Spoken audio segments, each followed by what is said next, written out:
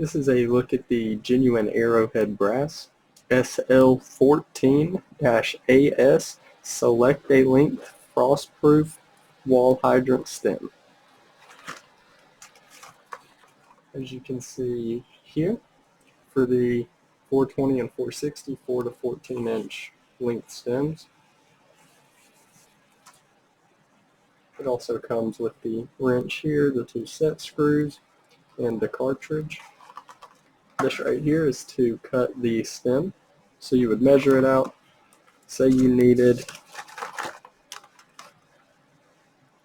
10 inches right here. So then, well, you measure it from this end.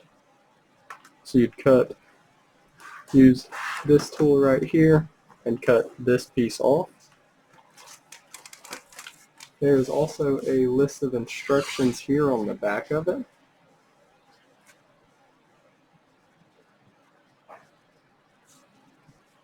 And as you can see right here, it said you may need an adjustable wrench, Phillips screwdriver, and channel locks.